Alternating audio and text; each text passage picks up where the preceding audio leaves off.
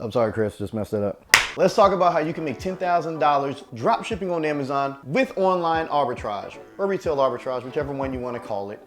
So what's up, guys? This is Roughneck Actual, and you have reached the Roughneck's Ecom channel. If you want to learn how to make money online or offline, then you need to be right here. I'm a 7-figure Amazon seller. I'm also an honorably discharged Air Force veteran. Graduated from Penn State and started a career as a software engineer and leveraged that to build my businesses. If you guys have any questions on how to make money, you're gonna find all your answers right here, so stay tuned. Yo, so what's up, guys? Welcome back to the Roughneck's Ecom channel. I'm your host, Roughneck Actual.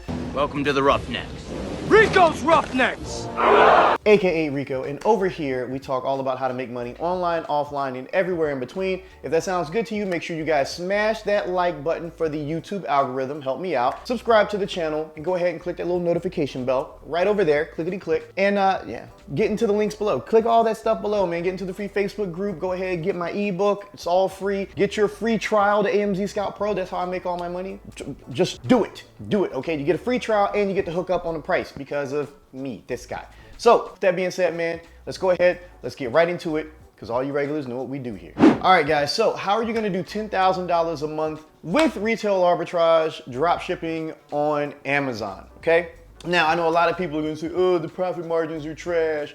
And typically that is true. You know, when it comes to drop shipping from big box retailers, profit margins are absolutely garbage. But if you guys follow me on social media, you guys have seen the profit margins for some of the items that I have drop shipping from this one particular supplier. And no, I don't give that supplier up unless I'm giving it up to my automation mentees. You know, so I do mentor people when it comes to automation. I build their stores out for them, and then I give the store to them, you know, after it's profitable, which is pretty much from day one, and there you go. Go enjoy it. So I see anywhere between 10 to 12% ROI every month when it comes to this one particular supplier. And how do I do $10,000 each month with retail arbitrage, which, you know, it's typically very, very easy if you use Walmart and Home Depot, which is something that I just don't do. You guys need to focus on, you know, actual volume, okay? You guys need to focus on volume products. You don't need to necessarily focus on the high ticket. A lot of people are focusing on high ticket items, and that's why you'll see a lot of these like really, really big numbers, you know, big revenue numbers. Like, that's not what we're going for, people. We're going for actual profit, okay?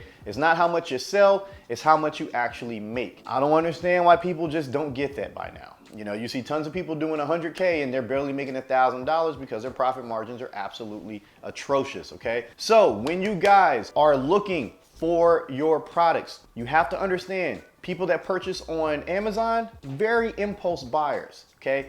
They're typically searching for things anywhere between $20 to $100, probably less than that, but that's where most of my success happened. Less than $100, generally 20 to $100, all right? You don't want to go too much lower than that because you're really not making any money. You're going to be making pennies on the dollar if you're much lower than 20 bucks, okay? Now, will you do tons of volume with items that are much lower price? Yes, you can do a massive amount of volume, but again, guys, we're not necessarily going for big revenue numbers here. We're going for what you can keep, okay? And typically items within that $20 to $100 range, you know, people are still impulsive, but you can find items that have a higher margin, okay? Just gonna throw this out here. If you guys are looking for something that sells very well, bathroom equipment, okay? You know, mats, shower curtains, vanities, they sell very well, okay?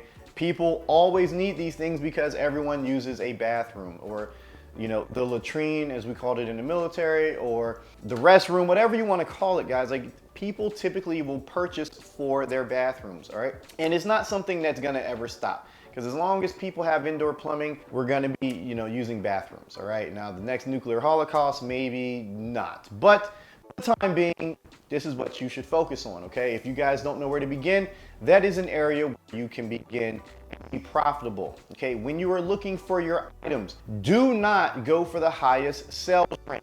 Please do not, okay? Typically what happens when you guys get items that have the higher sales rank, there are going to be more sellers on those, okay? Now, yes, there's going to be more volume because of a higher sales rank, but there's more competition, which in turn means the only way to get is through price more often than not, all right? And that's why Walmart items are so amazing to do revenue with, but they're absolute garbage when it comes to money being made, all right? Typically, you're gonna be selling most Walmart items at a loss or break even and hoping to make that money up with points and for rebates.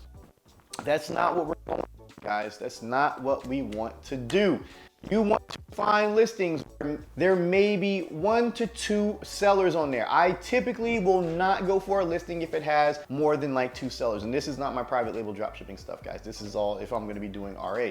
You just don't want to do that, okay? Just try to avoid that at all costs. Now, obviously, I know what to look for. You guys don't just yet, but this is a general guideline to help you guys out. Yes, I know you want to do volume, but guys, it's not about the revenue, okay?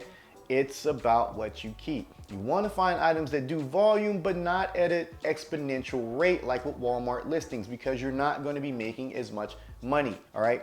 If any at all. You will be selling at break even or selling at a loss in order to achieve those numbers in most cases, especially on the front end, all right?